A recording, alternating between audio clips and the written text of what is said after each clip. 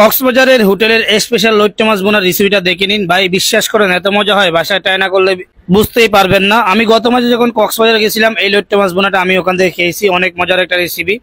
প্রথমে আমি এখানে 1 কেজি লইট্টা ফিশ নিছি, এগুলি আমি সুন্দর করে পরিষ্কার করে নিচ্ছি, ভালো মতো পরিষ্কার করে ছোট ছোট করে কেটে নিতে হবে, বেশি বড় করবেন না। অবশ্যই এটি আপনারা ছোট ছোট করে কিউব করে কেটে নেবেন। এরপরে ওয়াশ করে 1 স্লাইস লেবুর রস দিয়ে দিচ্ছি লইট্টা মাছগুলির মধ্যে। এখন দিয়ে দিচ্ছি অল্প একটু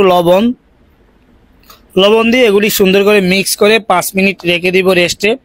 5 মিনিট পরে লইট্টা মাছের ভিতরে যে পানিটা থাকে সেটা আপনারা চাপ দিয়ে বের করে ফেলবেন, ময়লা পানিটা, তাহলে এটা ফ্রাই করার সময় একেবারে মশমশা হবে, এটা অবশ্যই খেয়াল রাখবেন। এখন অল্প একটু লবণ দিয়ে দিচ্ছি, হাফ টেবিল স্পুন মরিচের গুঁড়া, অল্প একটু হলুদের গুঁড়া, সুন্দর করে মিক্স করে নিচ্ছি। ভালোভাবে মিক্স করে নেওয়ার পরে এখানে বেসন দিয়ে দিতে হবে। আমি এখানে 4 টেবিল স্পুন মতো বেসন দিয়ে দিচ্ছি। আপনার বাসায় এটা না থাকলে চালের গুঁড়ো দিতে পারেন, কোনো সমস্যা হবে না। এখন হালকা একটু ডিম, মুরগির ডিম দিয়ে দিচ্ছি খুবই সামান্য পরিমাণ। এগুলি সুন্দর করে মিক্স করে নিতে হবে।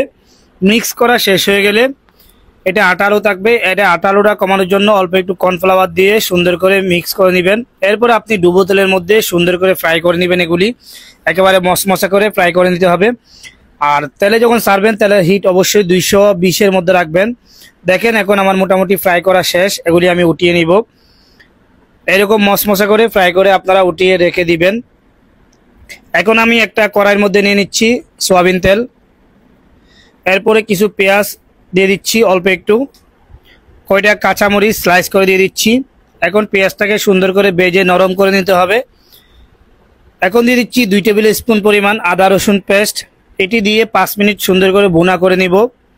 5 মিনিট পর আমি অল্প একটু পানি দিয়ে দিচ্ছি। এখানে পানি দেওয়ার পরে অল্প একটু লবণ স্বাদ মতো, হাফ টেবিল স্পুন হলুদের গুঁড়া, 1 টেবিল স্পুন ধনিয়ার গুঁড়া, 1 টেবিল স্পুন জিরার গুঁড়া, 1 টেবিল স্পুন উঁচা মরিচের গুঁড়া, এগুলি দিয়ে আরও 5 মিনিট সুন্দর করে মশলাটা কষাই নিতে হবে। মশলা কষানো শেষ হয়ে গেলে এখানে আমি 250 গ্রাম টমেটো পাতলা স্লাইস করে দিয়ে দিচ্ছি। এরপরে আরও 2 মিনিট সুন্দর করে এটি কষায় নিব।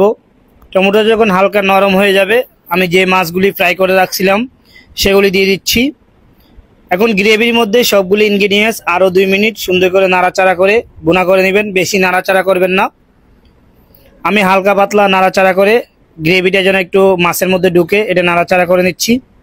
এরপর এখানে আমি পরিমাণ মতো পানি দিয়ে দিচ্ছি, পানি বেশি ইউজ করা যাবে না, এখানে খুবই অল্প পানি দিতে হবে। এরপর আমি উপরে ঢাকনা ঢেকে দিয়ে চুলার হিটটা লো করে দিয়ে 10 মিনিট এভাবে রেখে দিব। 10 মিনিট পরে দেখেন আমি ঢাকনাটা উঠাই নিচ্ছি। এখন আমি দিয়ে দিচ্ছি এখানে একটু মেথি পাতার গুঁড়া, এটা দিলে ভাই ঘ্রাণটা অস্থির হয়, আপনি চাইলে আস্ত দিতে পারেন মেথি পাতা। এরপরে অল্প একটু ধনিয়া পাতা দিয়ে দিচ্ছি, এগুলি দিয়ে আরেকটু হালকা নাড়াচাড়া করে নিচ্ছি, বেশি নাড়াচাড়া করা যাবে না। রেসিপিটা ভালো লাগলে ভিডিওটা লাইক কমেন্ট শেয়ার করে পাশে থাকবেন। আজকে এই পর্যন্ত, আল্লাহ হাফেজ, আসসালামু আলাইকুম।